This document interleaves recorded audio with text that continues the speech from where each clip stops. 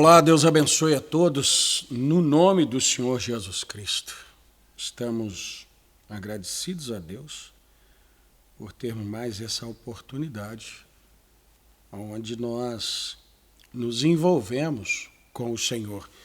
E envolver com o Senhor é estar envolvido com o assunto do dia atual. Eu creio que existe escrituras que nós vamos lê-las muitas vezes no decorrer do nosso ministério, da nossa vida cristã, e aquela escritura estará sempre sendo uma escritura para o dia.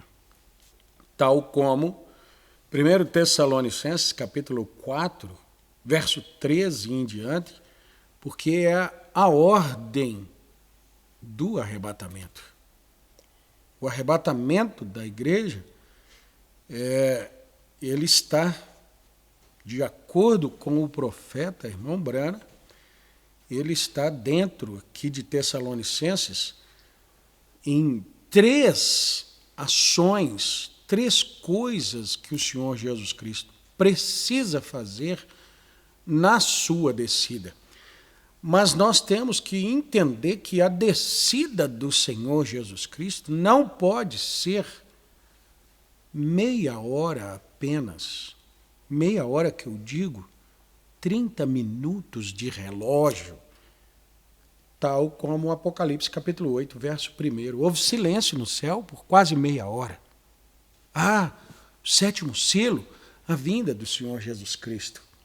Deus não está dentro do tempo dos homens.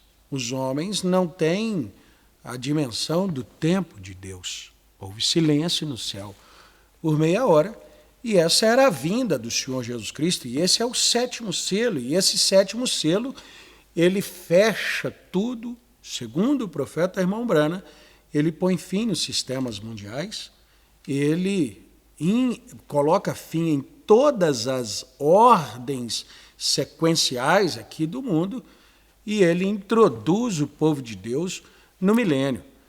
Então você não pode pensar que Deus vai vir aqui, o Senhor vem e em 30 minutos ele acaba tudo.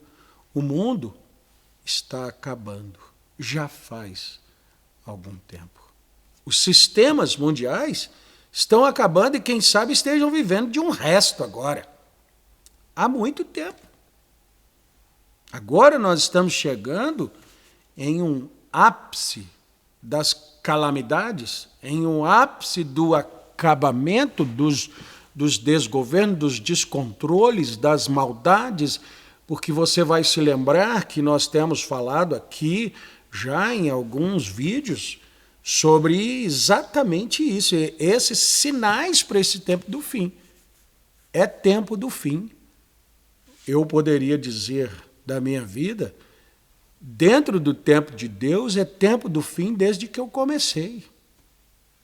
Quem sabe algumas pessoas com mais idade ainda não. Quando elas nasceram, quem sabe você, irmão, com mais idade, quando nasceu, não estava ainda no tempo do fim, mas eu posso dizer com certeza que quando eu nasci, nós já estávamos no tempo do fim.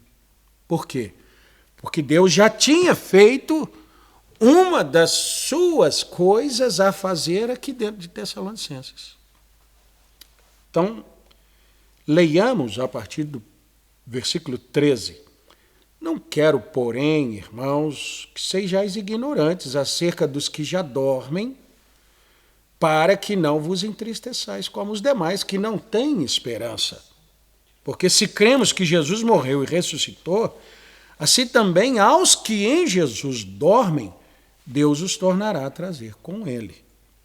Dizemos-vos, pois, isso pela palavra do Senhor, que nós, os que ficarmos vivos, para a vinda do Senhor, não precederemos os que dormem. Porque o mesmo Senhor descerá do céu com alarido.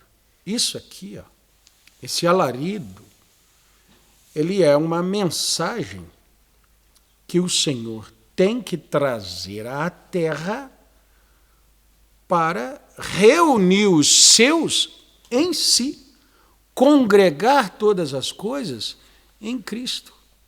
Mas esse Senhor aqui, ele não é essa visão de Jesus em 30 minutos nas nuvens, com anjos tocando trombetas e coloca fim em todas as coisas. Não, esse Senhor primeiro reúne seu povo com um alarido. Alarido é uma trombeta, uma mensagem que sai. Trombeteiros são anjos que anunciam uma mensagem. São homens, esses anjos, que trazem pregação a um povo.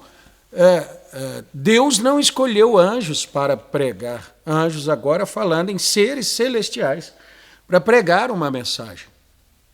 Deus escolheu seres celestiais para derramar pragas, taças, para terem ações em alguns momentos na vida do povo de Deus, mas nunca para pregar uma mensagem. Todas as manifestações celestiais que aconteceram, sempre aquele celestial indicou um humano, porque Deus trata com o homem através de homem. E aqueles 7 anjos de Apocalipse capítulo 2, Apocalipse capítulo 1, esses 7 anjos estão na mão do Senhor, 7 estrelas, mas em Apocalipse capítulo 2 já se direciona a aqueles anjos como estando em cidades. São homens que estavam em lugares e em épocas, em determinados períodos de tempo, e esses homens é que vão lidar com o povo. Quando o Senhor vem para lidar com o seu povo, também pessoalmente, na mensagem O Arrebatamento, o profeta Irmão Brana nos disse assim: o Senhor Jesus Cristo se manifesta com o nome de 3 filhos. Filho de Deus, ele é celestial, ele está no âmbito espiritual, é o Espírito Santo sobre as eras, batizando as pessoas com o Espírito Santo, trazendo compreensão. Mas quando ele está no âmbito humano, ele é filho do homem. E ele, a sua próxima atuação é filho de Davi como rei. Mas ele só reina no milênio.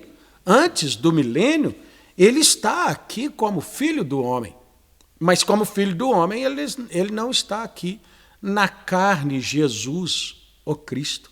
Como filho do homem, ele está numa carne profética e em um povo com percepção profética, dando sequência nessas coisas que ele faz aqui. Por quê? O mesmo Senhor descerá do céu e, no verso 17, nós o encontraremos nos ares. Ora, se ele desceu, nós o encontramos aqui. Entende? Então, essa maneira de ele descer, já que no último vídeo nosso eu disse, o Filho do Homem já veio, e veio mesmo, e está em atuação. Ele não foi sepultado, o Filho do Homem não se sepulta. O Filho do Homem saiu aquele ministério, Deus em um homem, e Deus está em seu povo. Um homem ungido, um povo ungido com o mesmo ministério. Esses dias eu expliquei para um irmão sobre ministérios. As pessoas se assustam a respeito de Elias. Elias virá. Cadê Elias? Elias tem vindo de tempos em tempos, mas não é o mesmo homem, o tisbita, lá atrás, que esteve no tempo de Acabe. É o mesmo ministério em homens diferentes. Deus tem essa capacidade de trocar o seu ministério e espírito de um homem para o outro. E isso é uma chave, mas também torna-se uma pedra de tropeço para muitos. Por quê? Porque tem muita gente esperando Elias até hoje. E Elias também já veio. Elias de Malaquias, capítulo 4, versos 5 e 6. Elias de São Mateus, capítulo 17, versículo 11, também já veio. Elias de Atos, capítulo 3. Mas ali fala de Elias? Ali fala de Elias sem falar. Ali diz que o Senhor Jesus seria convém que o céu o contém até o tempo da restauração de tudo. E a restauração de tudo é feita pelo ministério de Elias. Mas o ministério de Elias sai de cena e Elias apresenta o Filho do Homem. Assim como João apresentou Jesus, Elias desse tempo também tem que apresentar Jesus. E apresentou como Filho do Homem no ministério do sétimo anjo de Apocalipse 10:7, onde se cumpriria o segredo de Deus. Então aqui está um segredo. Em Apocalipse 10:7 está esse segredo. Em Apocalipse 8, verso 1, também está esse segredo. Essa é uma grande chave, mas ela pode se tornar uma grande pedra de tropeço para muita gente. Quem sabe até alguém que viu o vídeo passado, o título que nós colocamos, ficou pensando, o pastor Vanderlei Vilaça tem uma doutrina errada agora. O mesmo Senhor descerá do céu com alarido, voz de arcanjo, trombeta de Deus. Os que morreram em Cristo ressuscitarão primeiro. Depois nós, os que ficarmos vivos, seremos arrebatados com eles, quem? Com os que ressuscitaram, até nas nuvens, a encontrar o Senhor nos ares. Assim estaremos sempre com o Senhor. Você percebe o Senhor em mistérios aqui nessas 3 vezes citadas? Encontrar o Senhor nos ares, o mesmo Senhor descerá, e nós estarmos para sempre com o Senhor. O Senhor, primeiro como Filho do Homem, e para sempre o Senhor como Filho de Davi. Essas 3 coisas acontecem na descida do Senhor. Mas essas 3 coisas não necessariamente têm que acontecer ao mesmo dia. Por quê? O Senhor vem para anunciar uma mensagem. Então tem que ressuscitar os mortos e os mortos têm que ficar aqui aguardando essa mensagem terminar de ser pregada para então reunir e ir embora? Não. O Senhor anuncia sua mensagem, mesmo aqueles que dormem no Senhor após o alarido, dormem dentro desse poder de alarido e que também é poder de ressurreição. E esses que dormem retornam um dia. Esse retorno, ele é físico, ele é verdadeiro, ele é real. Isso não é uma brincadeira, assim como o arrebatamento da igreja não é só uma revelação. Alguém diria, o profeta disse na mensagem o arrebatamento. O arrebatamento é uma revelação para quem será arrebatado. Essa revelação de que dormindo ou vivendo, eu sairei. São Paulo diz que nem todos dormiremos, mas todos seremos transformados. Aqueles que não dormirem são transformados. Como? Num abrir e fechar de olhos, sim, mas essa transformação ela tem vindo, de acordo com Romanos, capítulo 12, primeiro através da renovação do nosso entendimento. E a renovação do nosso entendimento é escritura após escritura, luz sobre luz, até que nós nos tornemos a luz desse dia. E a luz desse dia está no povo de Deus. Irmãos, tome a cada culto, tome cada vídeo, tome cada escritura para essa preparação, porque há alguns vídeos atrás nós falamos sobre as virgens nécias, né? Aquelas 10 virgens. Umas estavam tomando tudo que lhes era enviado era recolhido e armazenado e usado no tempo necessário. E outras pensaram bem assim, vai sempre ter luz.